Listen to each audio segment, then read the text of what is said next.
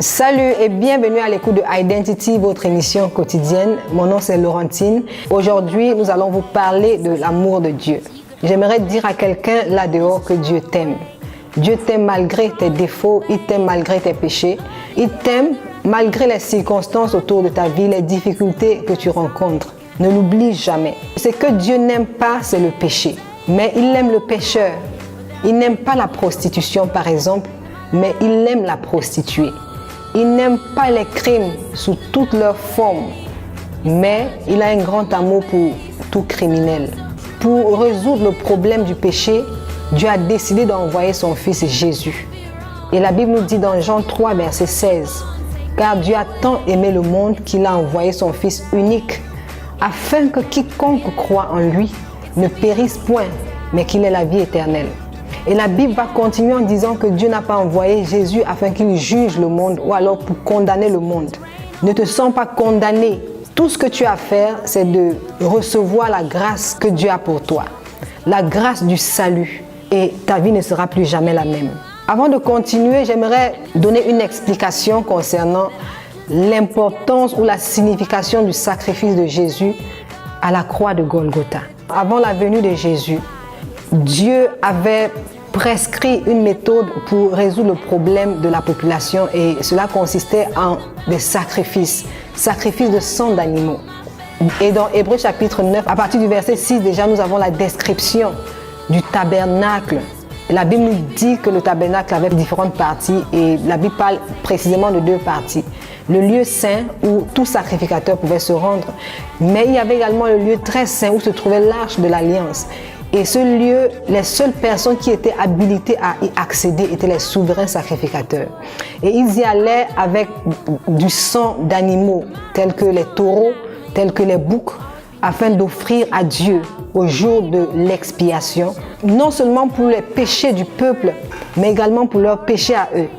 Cela se faisait une fois par an, pour couvrir le péché de la population, pour couvrir le péché des souverains sacrificateurs eux-mêmes pour toute une année. Alors, eux-mêmes, lorsqu'ils s'y rendaient, ils devaient faire très très attention parce que tout pouvait arriver. Ils pouvaient mourir à tout moment s'ils commettaient la moindre erreur. Alors, dans Hébreux chapitre 9, à partir du verset 11, la Bible nous dit « Mais Christ est venu comme souverain sacrificateur des biens à venir. Il a traversé le tabernacle plus grand et plus parfait, qui n'est pas constitué de mains d'homme, c'est-à-dire qui n'est pas de cette création. Il est entré une fois pour toutes dans le lieu très saint, non avec le sang des boucs et des veaux, mais avec son propre sang ayant obtenu une rédemption éternelle. » Jésus n'est pas entré, selon ce verset, dans un tabernacle terrestre. Il existe un tabernacle encore plus grand, un tabernacle supérieur. C'est là que Jésus est entré. Et la Bible nous dit qu'il n'y est pas entré avec le sang d'animaux, mais avec son propre sang qui a plus de valeur. Et il y est allé pour offrir en tant que souverain sacrificateur, s'offrir en sacrifice. Et son sacrifice était sans tache. C'est pourquoi la Bible nous dit dans 2 Corinthiens 5, verset 21 que celui qui n'a point connu le péché, il l'a fait devenir péché pour nous, afin que par lui, nous devenions justice de Dieu. C'est ça le sacrifice de Jésus. Il est l'agneau immolé, l'agneau sans tache, l'agneau sans faute. Il n'a pas connu de péché. Il était l'agneau parfait, le sacrifice parfait, ce que Dieu recherchait. Et rappelez-vous, dans l'Ancien Testament, les souverains sacrificateurs, leur sacrifice servait à couvrir le péché de la population pendant une année. Mais ici, la Bible nous dit dans Hébreux 9, verset 13, que Jésus est entré une fois pour tous et il a ôté, pour ôter le péché. Voilà pourquoi, pendant que Jean-Baptiste baptisait les gens, lorsqu'il a vu Jésus, il a dit, voici l'agneau de Dieu qui ôte le péché du monde. Pas l'agneau de Dieu qui couvre le péché du monde. Alors si Dieu t'a pardonné, tu es pardonné pour toujours. J'aimerais encourager quelqu'un une fois de plus à s'accrocher à Dieu. Si tu n'as pas encore donné ta vie à Jésus, il n'est pas trop tard. Il est entré une fois pour toutes dans le lieu très saint, non avec le sang des boucs et des veaux, mais avec son propre sang, ayant obtenu une rédemption éternelle. Il a fait cela pour nous racheter éternellement, pas provisoirement, mais c'est éternel.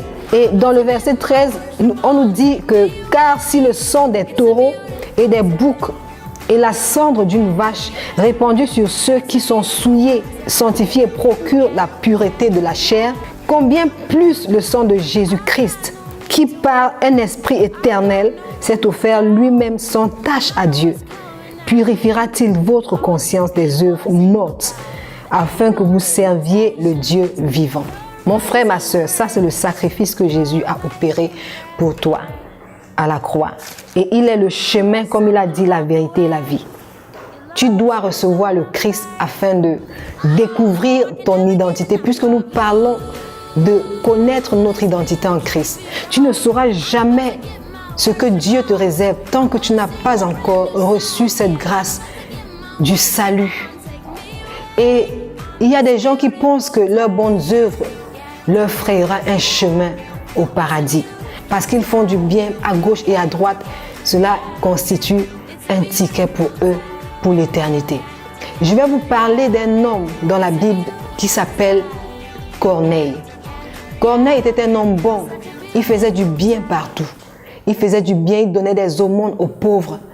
Mais la Bible dit que tout ce qu'il faisait n'était qu'un mémorial dans le ciel. Ses œuvres étaient reconnues dans le ciel, mais lui-même, il n'était pas reconnu.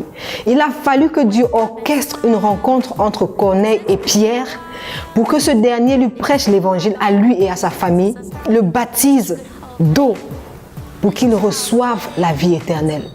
Peut-être que tu fais des dons, mais ton don ne peut pas remplacer Jésus.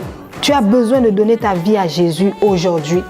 Sinon, ce que tu fais jusqu'à aujourd'hui n'est qu'un mémorial. Toi-même, tu n'es pas reconnu dans le ciel. Pour que l'on te reconnaisse au ciel, tu as besoin d'accepter cet amour, répondre favorablement, positivement à l'amour de Dieu. L'amour de Dieu manifesté en Jésus-Christ. Et dans le livre de Jean chapitre 10, verset 10, la Bible nous dit « Le voleur vient pour détruire, pour tuer et pour dérober. Mais moi, je suis venu afin que vous ayez la vie et que vous l'ayez en abondance. » Ici, il s'agit de Jésus, c'est Jésus lui-même qui parle. Il est venu pour nous donner la vie éternelle. Et dans 1 Jean 5, verset 12, la Bible nous dit « Et voici ce témoignage, c'est que Dieu nous a donné la vie éternelle et que cette vie est dans son Fils. Celui qui a le Fils a la vie. Celui qui n'a pas le Fils de Dieu n'a pas la vie. » C'est Jésus qui nous donne la vie éternelle. Il s'est offert en sacrifice pour obtenir cette grâce pour nous. Jésus est le chemin. Il est la vérité. Il est la vie.